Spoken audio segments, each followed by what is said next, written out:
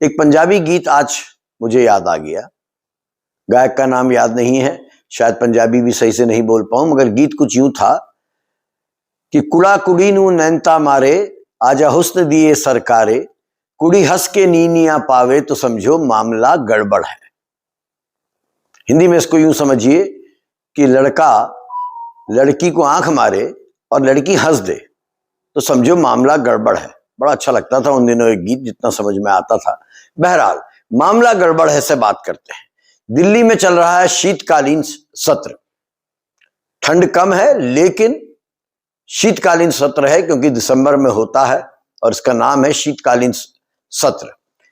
तो माना तो यह जाना चाहिए कि सब कुछ शांतिपूर्ण होना चाहिए, शीत होना चाहिए, लेकिन दिल्ली में राजनीतिक तापमान बहुत गर्मा गया है और इस गर्माहट का कारण है एक व्यक्ति, जोशी जी।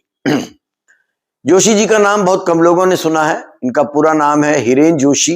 ये प्रधानमंत्री कार्यालय में विशेष कार्य अधिकारी ओएसडी हैं, या आप कह सकते हैं थे, क्योंकि ऐसे समाचार आ रहे हैं कि यकायक ही हिरेन जोशी जी पीएमओ से हटा दिए गए हैं, उनका इस्तीफा ले लिया गया है या वो स्वयं गायब हो गए हैं। तो चलिए चर्चा करते हैं आज ओएसडी हिरेन जोशी जी की, जिनके कारण विपक्ष को मौका मिल गया है सीधे प्रधानमंत्री पर वार करने का, सीधे प्रधानमंत्री कार्यालय पर और भारतीय जनता पार्टी पर प्रहार करने का। तो आज चर्चा जोशी जी की। हिरेन जोशी वो व्यक्ति हैं जिनको लेकर एक बड़ा विवाद खड़ा हो गया है, क्योंकि उनका नाम महादेव बैटिंग ऐप स्कैम से जुड़ गया है और दिल्ली की राजनीति का तापमान इस एक आरोप ने, इस एक व्यक्ति पर लग रहे आरोपों ने गरमा दिया है।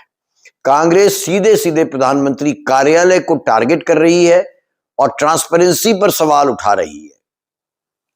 और एक घटना हुई इसी के साथ कि ना केवल हिरेन जोशी बल्कि दो अन्य महत्वपूर्ण लोग, एक है प्रसार भारती के चेयरमैन नवनीत सहगल और दूसरे हैं लॉ कमीशन के सदस्य हितेश जैन, इन दोनों ने भी अचानक इस्तीफा दे दिया है और इसके तार भी जोड़ रहे हैं, जैसा चर्चाएं हैं, महादेव बैटिंग ऐप से और जोशी जी से, हिरेन जोशी जी से। निश्चित तौर पर दिल्ली की राजनीति, केंद्र की राजनीति इन दिनों किसी अनदेखे दबाव, अनकहे संकट और अनसुनी हलचलों के बीच ऐसे चल रही है मानो सत्ता के ऊपरी गलियारों में कोई गहरा कंपन, कोई भूकंप आ गया हो।